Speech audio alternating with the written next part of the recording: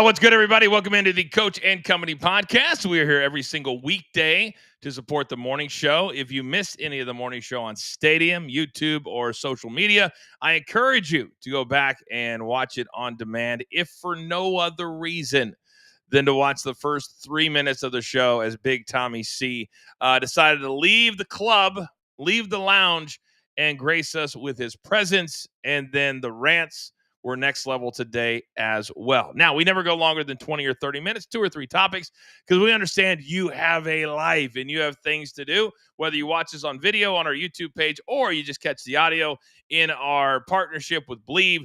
We just love the fact that you find us. If you missed it this morning, big time announcement coming out of our coach and bro behind the Turnbuckle brand, Killer Karrion Kross. Thursday, tomorrow, live at 5 p.m. Eastern time. It's a special episode because remember, we're on Stadium in the morning at 11 a.m., but this will be just Karrion Kross. And I can't wait to talk to him about everything he's done, everything he's going to do. We're gigantic fans, and sometimes you got to do right by people in this business, and tomorrow we will certainly do that. You don't want to miss it. Turn on your notifications. Now, today, the big topics: NFL trade deadline, college football playoff. To help me with that, let's bring in my guys, part of the Monday Night Grind crew as well, and, of course, Coach Company in the morning, Mikey P. and Raphael, my numbers guy. Raphael, let's start with you. We're going to start with the NFL. They're always king in our world, in every world. Yesterday, there were some big names that were traded, and that's very not normal in the NFL because Major League Baseball is known for big names moving. But because NFL is so detail-oriented and you go from one team to another and there's different offenses and defenses, you don't see this. But Sauce Gardner is an all-pro talent. He's now joining a team that, until they got beat by the Steelers, best record in the league. What did you make of the trade deadline? Anything surprise you or shock you? The two small teams are pushing all their chips in, Colts and the Seahawks. I mean, I was really shocked on that one. But I want to jump back and talk about the Jets. To me, this sounds like Glenn is there for a while. They just got rid of all their talent, have a bunch of draft picks, going to be a very young team. They're going to let Glenn rebuild the New York Jets, not just have bad contracts and older guys that don't want to be there. I think Glenn's job is probably safe for a couple of years on what they did yesterday. Well, unlike colleges, NFL teams are not in the business of paying out $30 and $40 million buyouts. They're like, we brought you in for a reason. Let's give you a couple of years, because Mikey P, Brian Daboll, in that same stadium, he's gotten 4 years. And 2 years ago, they talked about, well, he's got to get out of here. And it's just different in the league. This gives him an opportunity to put his own stamp on this team. So sink or swim next year with these 2 first-round picks, and they can now build a team from the inside out. They've got a ton of draft capital, and the question now becomes, do they use that to bring in more veteran leadership? I would immediately start looking at Tua and Kyler Murray if they don't like this quarterback draft class. I think that's one thing that they could use their draft capital for. What I don't understand is you traded Sauce Gardner, you traded Quinnen Williams, but you left Breece Hall. Breece Hall's in a walk year. You are literally going to watch a running back walk away from your franchise while you traded a guy you just signed to an extension. Woody Johnson, I don't understand what he's doing. Well, I mean, they could franchise tag him. 100% they could. They could, until he starts tweeting out during the trade deadline about how he's going to miss all of his teammates. And reportedly, your Kansas City Chiefs offered a 4th-round pick for Breece Hall. The Jets said, no. We need a 3rd-round pick. And they would not move off that 3rd round. So, well, I don't really blame them, because I think we have 3 running backs. I think Rashard Smith is going to be a really good running back. He's a rookie. Every week he gets more and more play. So as much as I like Breece Hall, I would not give a 3rd-round pick for him. 3rd-round picks are usually pretty vital to teams. The Sauce Gardner for the Colts, pushing all their chips to the table. I love that moniker, that saying. And I think the Colts have surprised themselves. And so when they were sitting there a couple of days ago, I think they probably looked and said, you know what? We need a little bit more help on defense because of what just happened against the Steelers. I think that loss ultimately, Raphael, could help them, because I don't know that they make this move without Aaron Rodgers shredding them on Sunday. Yeah, what do you think practice was yesterday, or even just viewing the tape from the Steelers? Wow, we just got a defensive help to help us. This organization does believe in us. Let's go out and show them. So yeah, I think there's a huge move for mentality for the Indianapolis Colts. Yeah, they're in a division, Mikey, where you've got Jacksonville, Tennessee, and Houston. Right now, they've got basically, when I say a 2-game lead or more, that's a big lead in the NFL. So now I think they're trying to position themselves not just to win their division. I think they believe they can get the number 1 seed over the Patriots, the Bills. Who else has 2 Denver. losses? That's probably it. And Denver. Yeah. Yeah, I believe they can. I have to credit the Colts because when you look at what they got Sauce Gardner. It's not just about that. It's what they didn't give. We see Aaron Glenn going back and forth every week about who his quarterback is, who his quarterback isn't. And I know Anthony Richardson is on injured reserve, but the Colts kept him. And say what you will about Anthony Richardson, but the fact that he's been in Indianapolis, that gives me a lot more optimism for their playoff chances, not because he's there, but if Daniel Jones goes down, now you're not kind of scraping the market trying to see who you can bring in. You have a young talent. So the Colts brought in all pro talent, kept their roster intact. I love what they're doing. It's clear they're all in. Now, the Cowboys, you could say they're all in as well. The problem is that Jerry Jones, who he almost felt like he was bragging, that he's like, man, I've been all over this. Me and my son, the GM to the stars. I mean, they're literally, if you watch the documentary, the greatest franchise in sports. When you're talking about they should get every player that they go after. Should. If they had a different, can you imagine if they had the ownership group in New England or Indianapolis or anywhere else? They would get every free agent. They would get every player. There's no place better than Dallas. He waits until they're 3-5-1 to go get defensive help. I've never seen a team more soft than I watched on Monday night. It was frustrating that when they get to third down, whether it was 3rd and 3 boys or 3rd and 10, did any of you feel like they weren't going to get that third down? No, because it was pitch and catch. It was pitch and catch. And so when Jerry Jones makes those 2 moves, didn't you feel like Raphael, he was like, look at what I'm doing. But the problem is 10 teams are ahead of him in the NFC alone. It's ridiculous. It's almost like he made those moves just so we can talk about him today. Not talk about, the Dallas Cowboys made some moves to make a playoff run. No, the Dallas Cowboys made moves for what? Because they're not going to the playoffs. Did they make those moves for next year? No, they just made moves so we can talk about them. And he admitted that to Stephen A. Smith on his Sirius XM show. He's like, I'm just like you. Whenever there's a downtime or whether everybody's a little bit bored, I like to stir up controversy.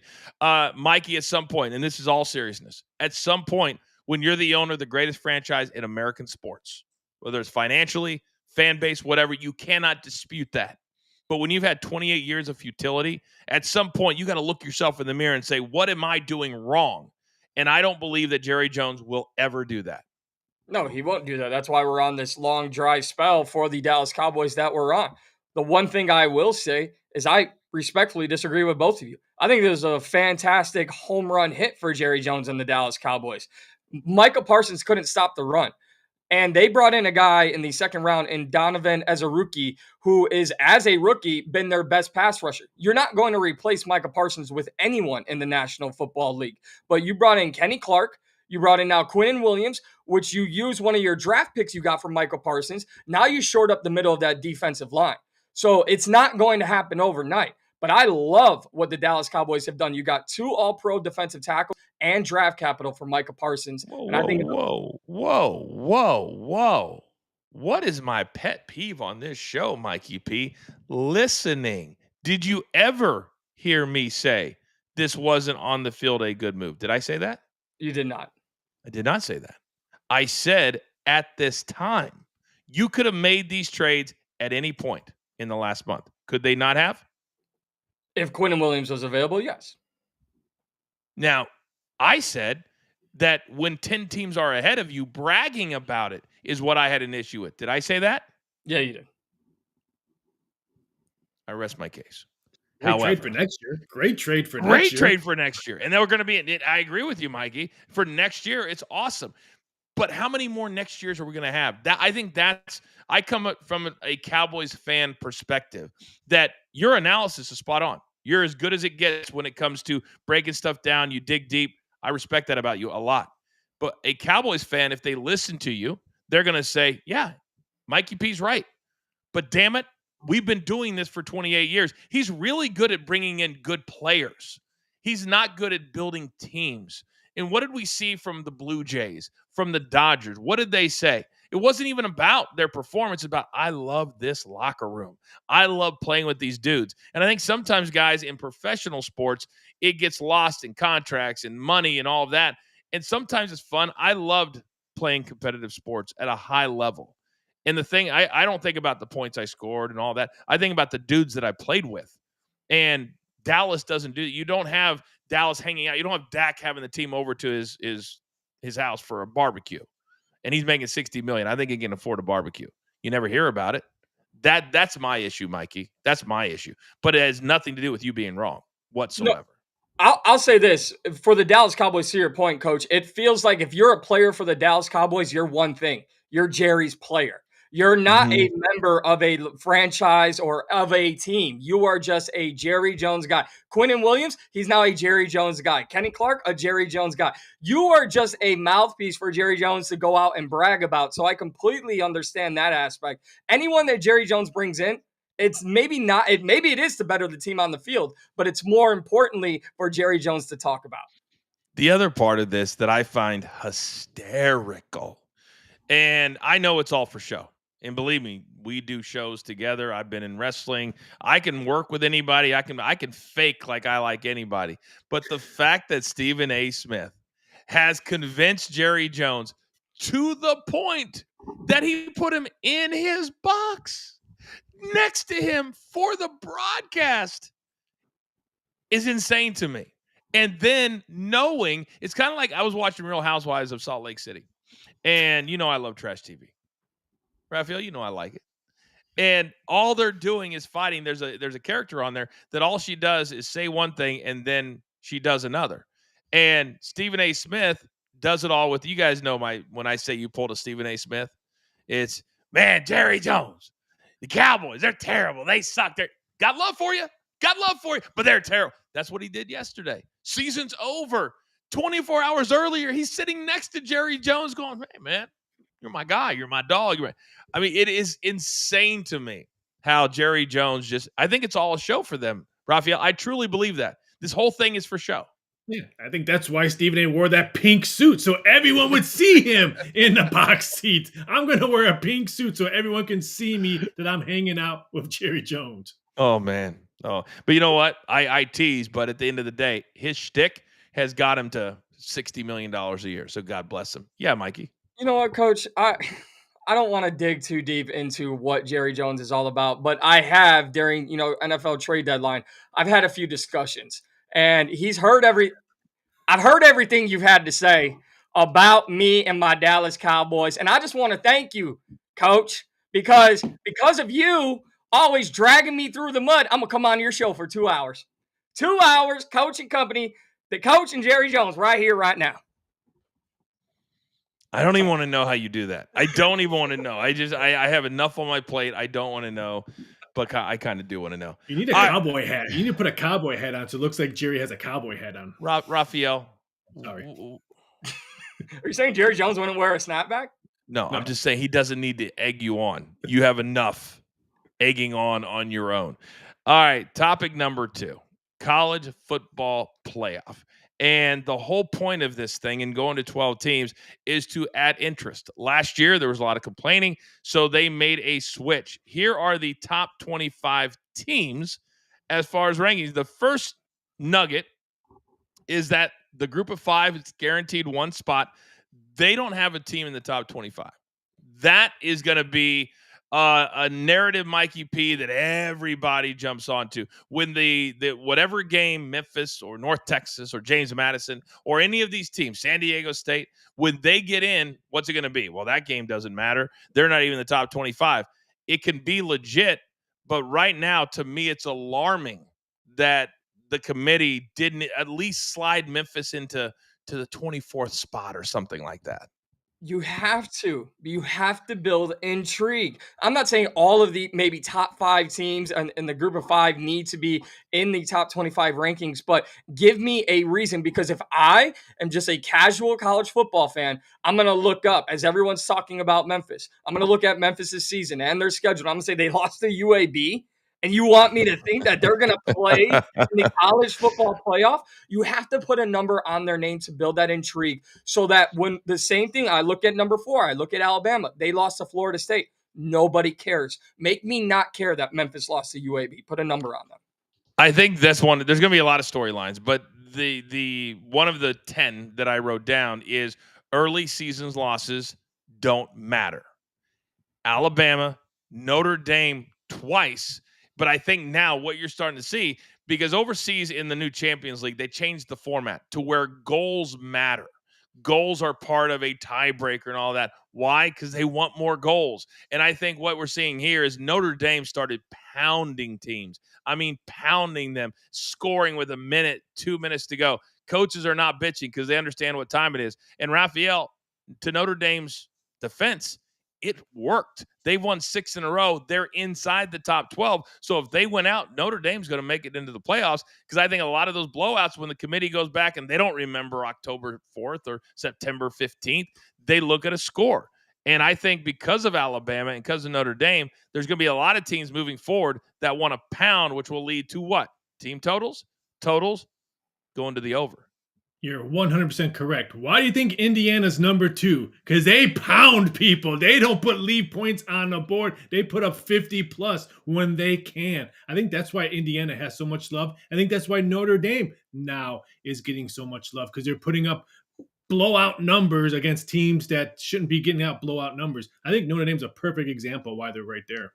Indiana 55-10. 56-6, 38-13, 30-20.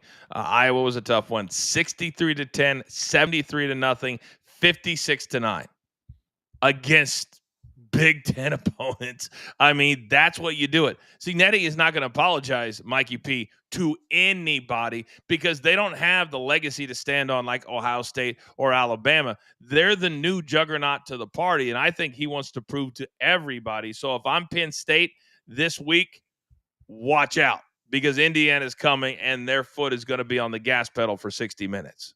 One of my favorite things about college sports is in college basketball, especially during March Madness, all the teams wear a great slogan shirt. I need every player not on the Indiana in uniform for Indiana to wear a "Can't Play Scared" shirt.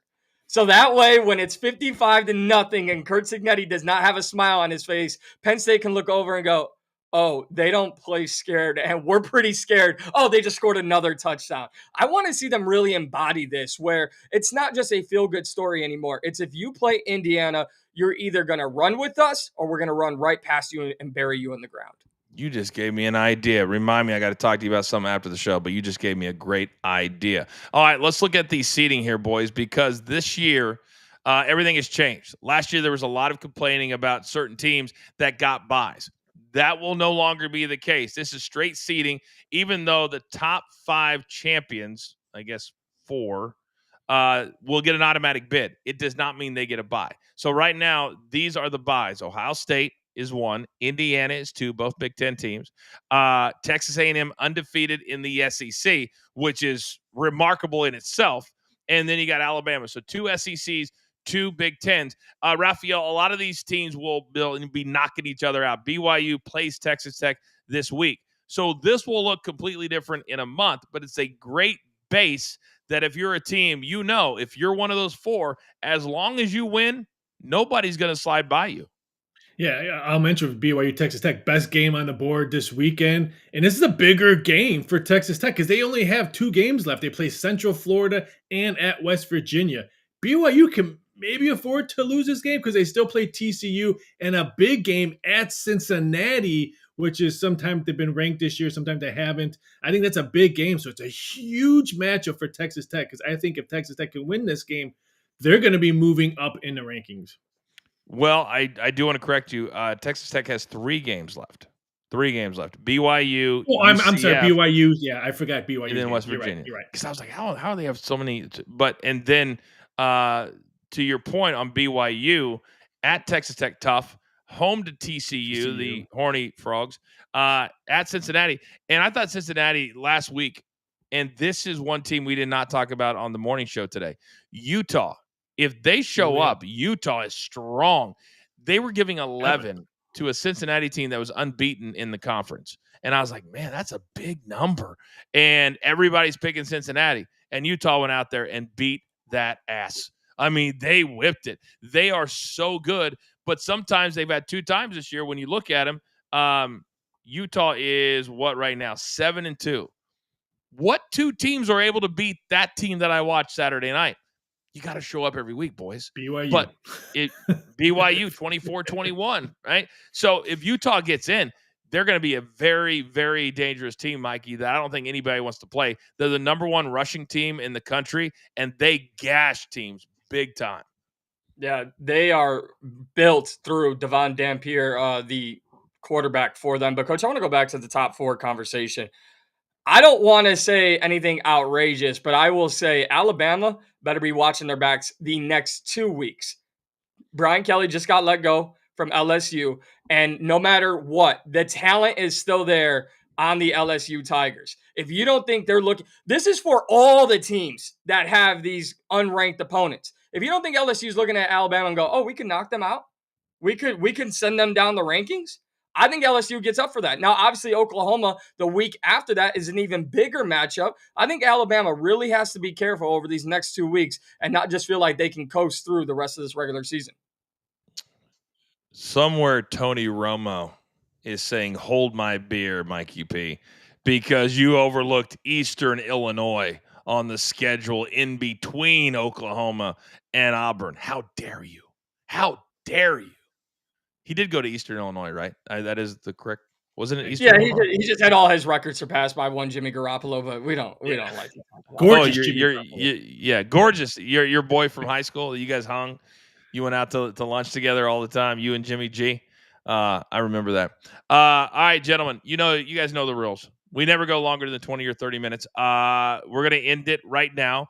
No premium pop-up tonight.